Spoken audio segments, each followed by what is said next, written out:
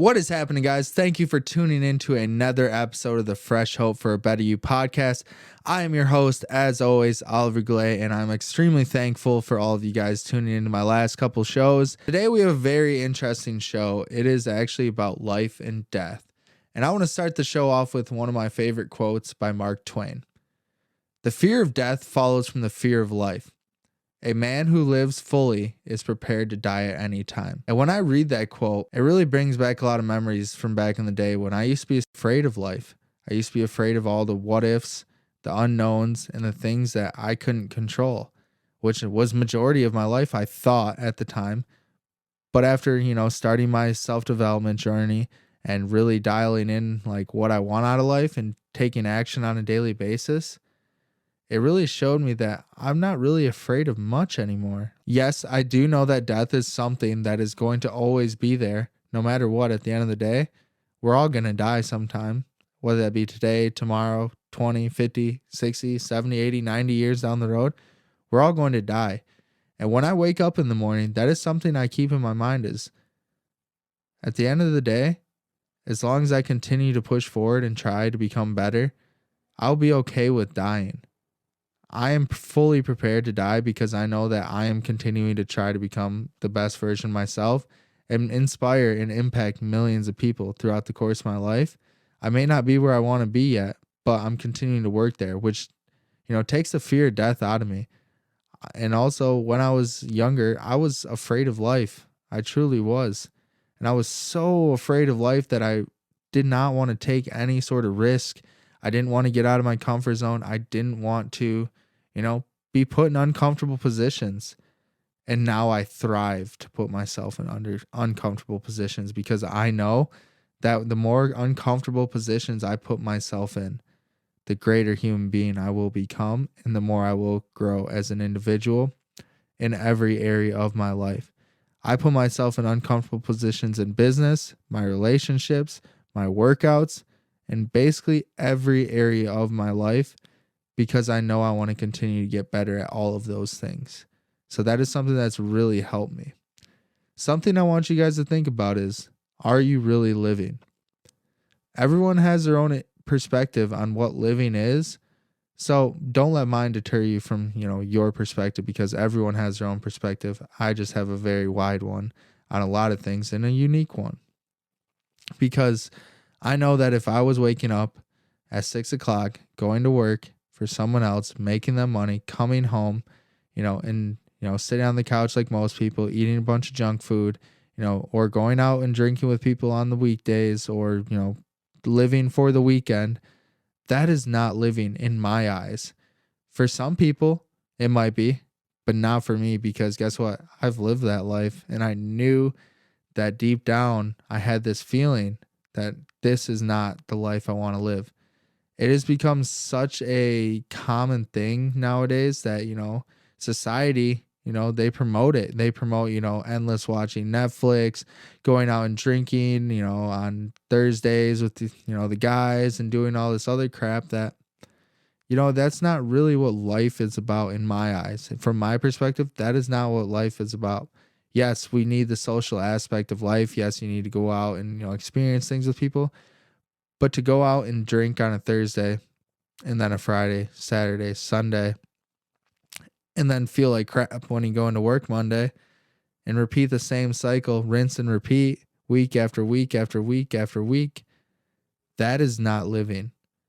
That is truly not living. And I see so many people living their lives this way. And it's like, it's sad because I'm the type of person that I look at someone and I see greatness. I can see potential in everyone because everyone is so full of potential. You just have to take action with it. And so many people neglect to actually, pursue anything in life other than the social norms. And because that is, what is displayed all over the internet, all over the news and stuff like that. And yeah, it's pretty sad because no one's willing to like look outside or, look outside of the box and become something different than the norm. People are afraid to be judged. And that's something I used to struggle with too all the time.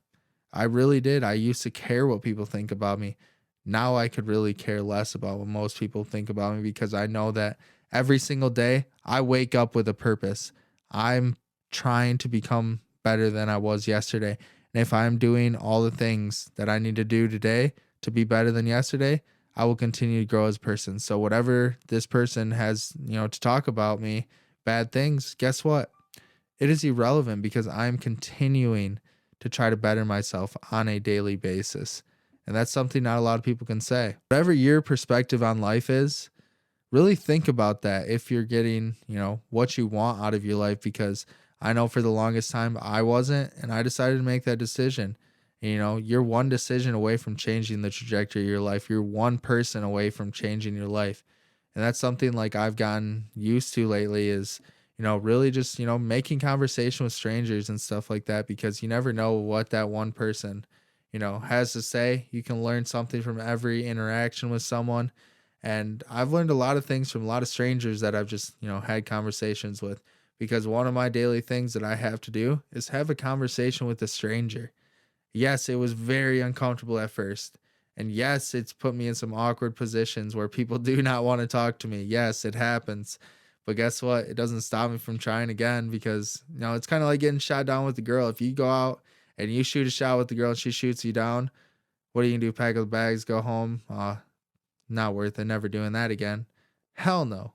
It's all about, putting the reps in. Everything in life is about repetition. And the more you do it, the better you're going to get at it. So, I've gotten pretty good at, talking to strangers. I'm good at, picking up on cues, body language, stuff like that. I can also literally just, if I see someone that has like a sense of aura around them, some kind of energy that draws me towards them, I will look for something and I will go compliment them on something, spark up conversation, or simply I'll just say, "Hey, you seem like a decent person. What's your name?"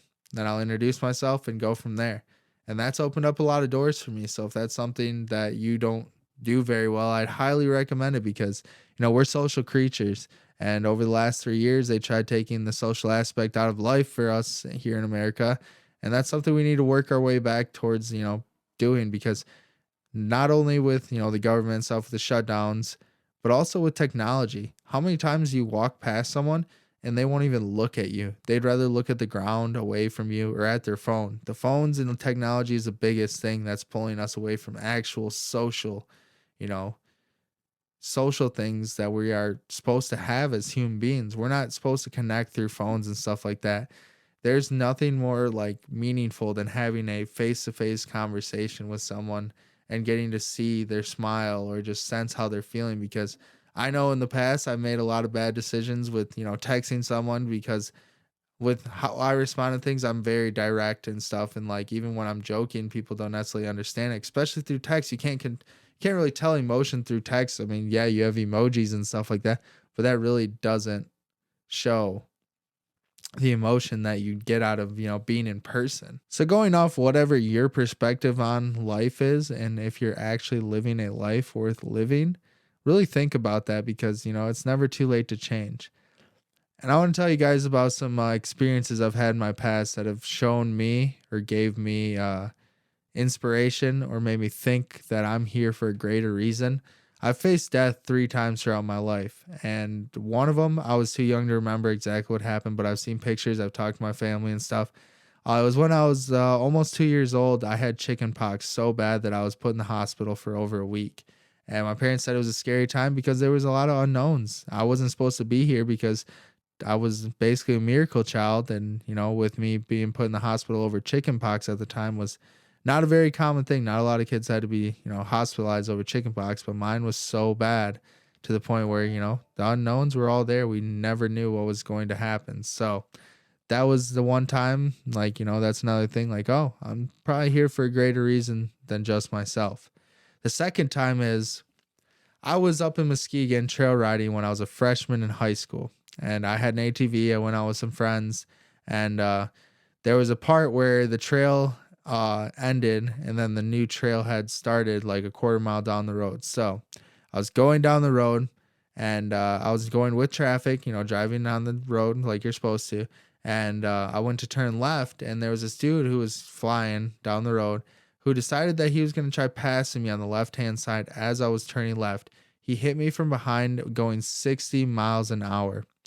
I flew through the air, flew off my quad, about 15 feet in the air, came crashing down flat on my back, smacked my head so hard my helmet cracked. I had a major concussion. When I got to the hospital, they diagnosed me with a major concussion. I thought I had broken my leg because it was in so much pain, and I'd just gotten a new pair of riding boots, and at the time, $200 expensive to me in high school.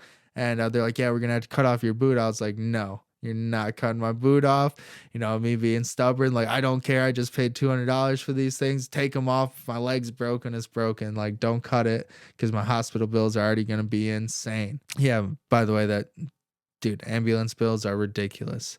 And having to be rushed to the ER, no, that stunk. But basically, I ended up walking away with some, just bruising, stuff like that, and then a major concussion. At the time, my parents were actually on a motorcycle ride, and so we couldn't get a hold of them. And so I was in the hospital, and by the time they got a hold of me, I went through all the checks and stuff like that, got x-rays, and it turned out fine. I was just waiting to get picked up. And they came into the operating room, and I was sitting there smiling. And my parents are like, "What the hell did you do?" And I was like, "Well, I kind of got hit by a truck." And so that's that story. I've been hit by a truck. And luckily, I did not die because, any bigger of a truck, he could have been going any faster, wrong timing. I wouldn't be here today telling my story. So that gave me another sense of purpose of why I'm here today. Looking back at the time, I was just like, dang, I got lucky. Well, I didn't think I was that lucky. I got hit by a freaking truck, but everyone's like, dude, you're lucky to be alive. You're lucky to be alive. And I was like, yeah, no, I mean, I got hit by a freaking truck. I don't feel very lucky, bro. Like, simple as that. And so that was the second time that, life is a blessing for me, and I'm grateful I'm grateful that I'm here because I'm obviously here for a bigger reason than just myself after, facing death twice and also not even supposed to be being born. The third time was my truck had broken down. I had needed a new transmission and a transfer case, and I had found one on Facebook Marketplace, and I borrowed my ex-girlfriend's truck. She was my girlfriend at the time, her dad's truck, and I drove to Chicago to go pick this transfer case up and this transmission. And her dad had told me like his truck had been making some funny noises, and even though it was a new truck, he's like, you'll be fine. And then so on our way back, we're on a toll road. It was like 8 or 9 at night. It was a long day driving. Truck starts overheating like crazy. I pull off, stop, open the hood. Bunch of smoke stuff comes out. I call her dad, and her dad's like, oh, well, I think it might have been the serpentine belt that we talked about after, running through some testing and stuff like that. We figured it out. That was what it was. And so we called some people and stuff like that. And at the time, we had weed in the car because, back in the day, I used to be a huge stoner. And so we were kind of afraid to, call the cops or whatever to get help or, call a tow truck because we were that far away in the tow truck. The expenses were going to be pretty pricey. And, I was just starting my entrepreneurship journey and stuff like that. So I was like, yeah, I don't know. We'll wait till they get there. And 3 hours later, remind you, it is the middle of winter. It is like 14 degrees outside. We end up getting in the back seat. There's like really no blankets or anything for warmth. I had a sweatshirt on and she had like a thin sweatshirt. So I gave her my hoodie, cuddling up in the back. And it got to the point where after a couple hours, I was like going in and out of consciousness, like can't stop shaking, super cold, battling hypothermia, and just, it was overall just terrible. When I was laying there and going in and out of consciousness, all it would have taken was another hour or so if they wouldn't have got there for me to been seriously hurt or possibly die because I was that cold. It took me about an hour after they had got there in the car with the warm air to stop shaking. That's how bad it was. Still didn't understand why I was here necessarily. And it took me up until about 2 years ago to really realize like I'm here for a greater reason than myself. I truly am. Like I've cheated death multiple times and I'm still here for a reason. God has a greater purpose for me here. And as every day I'm given the opportunity to better myself and those around me. So I don't take that for granted at all. I try to, be the standard that I want to see in the world. I want to, help pick people up because back in the day I used to put people down and that's not who I am. I know where that route takes me. So I'm on the up and up with this one, trying to do what I can on a daily basis in order to become that best version of myself. What pushes me through my days are my why. Always referring back to my why on a daily basis. It took me the longest time to figure out what my why actually is, but I'm here to tell you today, my why is I'm simply not supposed to be here. So it's my obligation to share my story to help inspire others to work towards becoming the best version of themselves and to make a greater impact on this world, and knowing that I'm not here for just myself. And the more people I can help along this journey we call life, the more fulfilling my life will be. So if you're someone that's had experiences where you've almost died, you should realize that you're here for a greater reason than yourself. God, the universe, or whatever you believe in, spared your life because you were meant for greater things. And I hope you realize that. Everyone on this earth is meant for greatness in some way, shape, or form. And that is why I'm ultimately doing this podcast, is so that I hope people realize that. I want to leave you guys with something before I go. Every day I wake up and the last note card that I read out of my morning routine is keep the end in mind. Because all of us are going to die one day, and I want to make sure that I live a life that's worth living, and you should too.